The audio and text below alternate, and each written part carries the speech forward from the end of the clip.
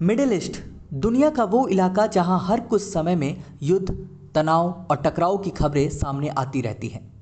लेकिन अगर आप इन खबरों को ध्यान से देखें तो पाएंगे कि इन लगभग हर संघर्ष के पीछे दो देश बार बार दिखाई देते हैं, सऊदी अरबिया और ईरान। सवाल यह है कि आखिर ये दोनों देश एक दूसरे के इतने बड़े विरोधी क्यों हैं, जबकि दोनों ही इस्लाम को मानते हैं। इसका जवाब आज की राजनीति में नहीं बल्कि 1400 साल पुराने इतिहास में छिपा है। जब इस्लाम के संस्थापक प्रॉफेट मोहम्मद की मृत्यु हुई तब पहली बार मुसलमानों के सामने यह सवाल खड़ा हुआ कि अब नेतृत्व किसके हाथ में होगा। यहीं से मतभेद शुरू हुआ। एक समूह का मानना था कि नेता का चुनाव समुदाय की सहमति से होना चाहिए और यही विचार आगे चलकर सुन्नी परंपरा बना।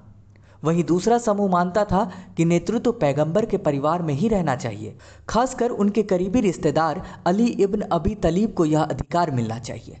इस सोच से जुड़े लोग आगे चलकर शिया कहलाए।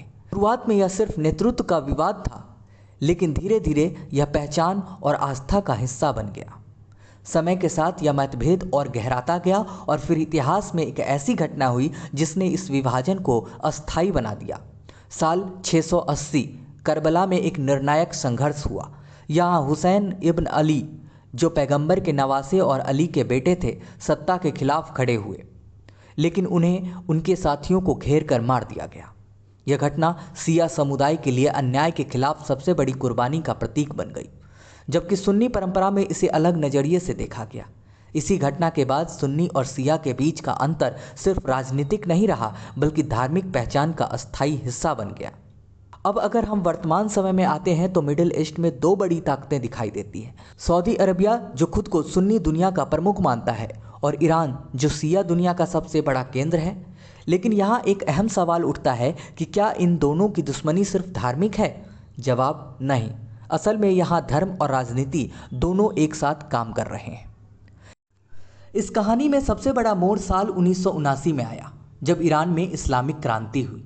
इस क्रांति का नेतृत्व आयतुल्लाह रुहुल्लाह खोमेनी ने किया और उन्होंने सत्ता से हटा दिया मोहम्मद रेजा शाह पहलवी को। शाह के शासन में तानाशाही बढ़ रही थी, अमीर और गरीब के बीच खाई गहरी होती जा रही थी और पश्चिमी प्रभावों को लेकर जनता में गुस्सा बढ़ रहा था।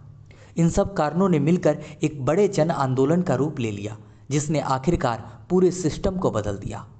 क्रांति के बाद ईरान एक इस्लामिक गणराज्य बन गया, जहां धर्म और राजनीति एक साथ आ गए। यहीं से मिडिल ईस्ट की राजनीति पूरी तरह बदल गई। ईरान ने खुद को शिया मुस्लिमों का नेता मानना शुरू किया, जबकि सऊदी अरबिया पहले से ही सुन्नी दुनिया में अपना प्रभाव रखता था। अब दोनों के बीच असली टकराव शुरू हुआ। मिडिल ईस्ट में सबसे ताकतवर कौन बनेगा? लेकिन यह टकराव सीधे युद्ध के रूप में सामने नहीं आया, बल्कि अलग अलग देशों में फैल गया। यमन में संघर्ष, सीरिया में गृहयुद्ध, इराक में लगातार अस्थिरता, इन सभी जगहों पर सऊदी अरबिया और ईरान अलग अलग पक्षों को समर्थन देते हैं। इस तरह के संघर्ष को ही प्रॉक्सी वॉर कहा जाता है, जहां दो बड़े देश सीधे नहीं बल्कि दूसरों के जरिए लड़ते हैं। अब तस्वीर पूरी तरह साफ हो जाती है। शुरुआत एक नेतृत्व के विवाद से हुई थी, जो धीरे धीरे धार्मिक पहचान में बदली और आज वही संघर्ष राजनीतिक ताकत और क्षेत्रीय नियंत्रण की लड़ाई बन चुका है। यानी धर्म इस कहानी की जड़ जरूर है, लेकिन आज की लड़ाई सिर्फ धर्म की नहीं है बल्कि पावर और संसाधनों और प्रभाव की है।